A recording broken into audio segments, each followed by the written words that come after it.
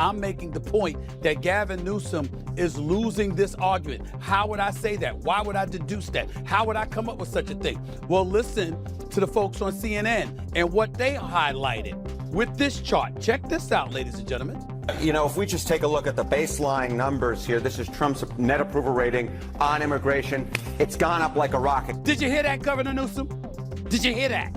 I know you're about to leave office soon. I get that. But did you just hear that? America is with Donald Trump. America is with the GOP on this issue, okay?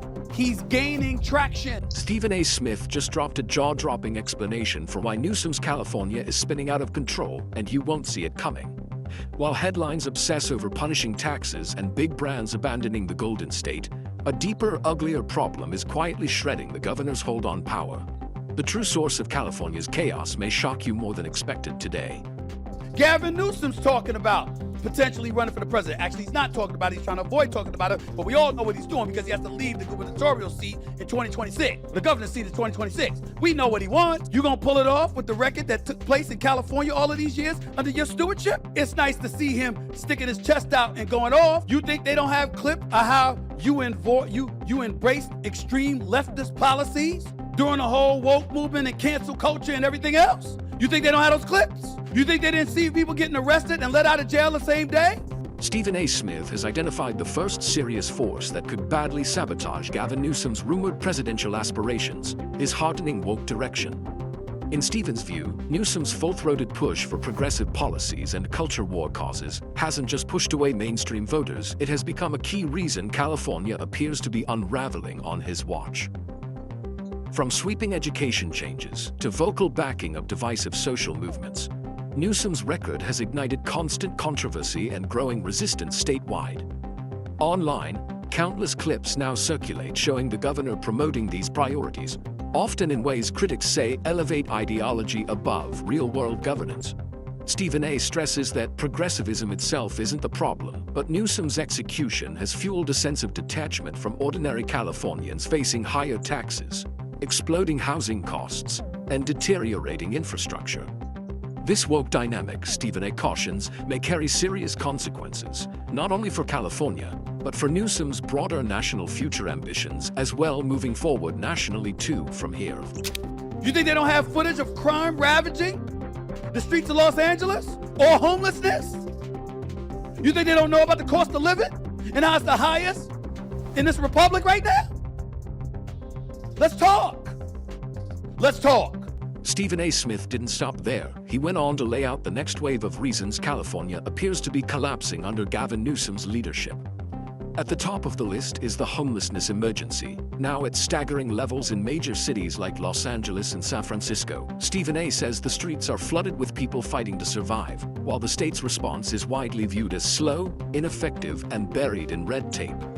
The second major issue is the brutal cost of living, which Stephen A. notes is among the highest in the entire nation. Exploding housing prices, heavy taxes, and suffocating regulations have made it harder than ever for middle-class families and even businesses to remain in California. Together, these problems, rampant homelessness, unaffordable living, and an increasingly hostile business climate, are forming a perfect storm. Stephen A. warns that without real reform, the Golden State's social and economic breakdown could spiral even faster. I don't pretend to know. I'm just an American citizen and a conscientious observer that's able to read and deduce what the hell is happening to some degree. I don't have all the answers, but damn it, the people who do, what good are you if all you're gonna do is spew vitriol and alienate one side with 77 million voters that are gonna look at him and embrace the victim or the victimhood that he's embracing? How do you serve to convince them to swing your way? Because somebody needs to. How are you going to convince people to go to the polls? Another major reason California, and by extension the Democratic Party, is faltering is their ongoing refusal to engage with Republicans or seriously entertain opposing viewpoints. While California is widely seen as a deep blue state, that status doesn't give its leaders a blank check to sideline voters with different political beliefs. Stephen A. Smith argues that this absence of dialogue and compromise is fueling a growing political divide, leaving millions of Californians feeling dismissed and unheard. By outright rejecting Republican perspectives, policymaking becomes increasingly one-sided, often missing the real, everyday concerns of ordinary residents. This strategy doesn't just deepen political fractures within the state, it also intensifies wider social and economic strains, from housing shortages to taxes and business regulations. Shutting out opposing voices has convinced many that California's leadership is disconnected from reality. According to Stephen A., unless Democrats begin seeking common ground, both the state and their party face long-term instability and continued decline. On this particular issue, as it involves migrants, immigrants, those who are undocumented, dare we say illegal, in the United States of America, he's winning on this issue. There's a reason he won the popular vote. There's a reason he won the Electoral College vote. There's a reason he won every swing state. There are people within the United States of America that want our immigration crisis addressed and want the situation resolved somehow, some way. And the person that seems eager to bring a resolution to the table is President Donald Trump. Another critical reason California appears to be unraveling is Gavin Newsom's unwillingness to work with President Donald Trump on addressing the state's immigration problems. Stephen A. Smith notes that immigration heavily impacts public safety, the economy, and social services. Yet Newsom has repeatedly drawn a hard line against Trump-backed solutions. Headlines have highlighted the steps Newsom took to block federal efforts aimed at confronting undocumented immigration in California, from restricting cooperation with federal authorities to expanding sanctuary policies that critics say incentivize illegal immigration. This refusal to collaborate across party lines has stalled any realistic path forward. As a result, communities are bearing the brunt, facing housing shortages, overcrowded schools, and growing strain on public resources. By choosing political warfare over workable solutions, Stephen A. warns that Newsom risks worsening California's crisis and further damaging public trust in leadership. Because they may say, we had a bipartisan agreement when Joe Biden was in office that Donald Trump convinced the GOP to nix because he wanted to use it as an issue to favor him during the election. Well, damn it, it worked. It worked. And I got news for you, Governor Newsom. It's working now. But before I go any further to elaborate on this issue, let's hear from Donald Trump himself. Let's see how he feels about the state of California and what's been going on under Governor Newsom's regime. Check out the president. I like Gavin Newsom. He's a nice guy, but he's grossly incompetent. Everybody knows. All you have to do is look at the little railroad he's building. It's about 100 times over budget. We're putting a flagpole over there. Under budget. I always do under budget. Another threat looming over Gavin Newsom's political future is the notorious high-speed rail project he continues to champion. What was once sold as a bold emblem of California's innovation and forward momentum has turned into a textbook example of government mismanagement and wasted billions. Stephen A. Smith points out that the rail project has been stuck in limbo for years, riddled with constant delays, exploding costs, and suffocating bureaucratic hurdles. Initially promised as a decade-long build, the project has stretched on endlessly, with budgets soaring far beyond what voters were told to expect. Critics argue the ballooning price tag and glacial pace expose serious leadership failures, casting Newsom as disconnected from fiscal reality and the daily struggles of Californians.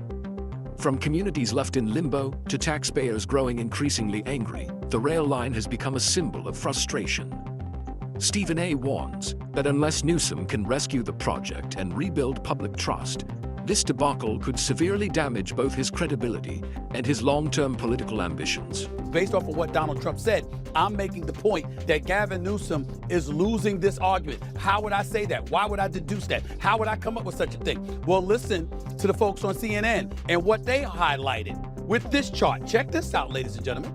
You know, if we just take a look at the baseline numbers here, this is Trump's net approval rating on immigration. It's gone up like a rocket. Compare now versus 8 years ago during Trump's first term. Look at this. In his first term, Trump was way underwater at minus 21 points. But look at this. He's up over 20 points. Now, in the aggregate, he is in positive territory at plus 1 point on his net approval rating. Some other polls even have it a little bit higher than that. There is no issue on which Trump is doing so much better than he was in his first term, more than the issue of immigration. Stephen A. Smith frames this as Gavin Newsom gradually losing his grip on immigration policy and, in the process, losing voter confidence when compared to Donald Trump.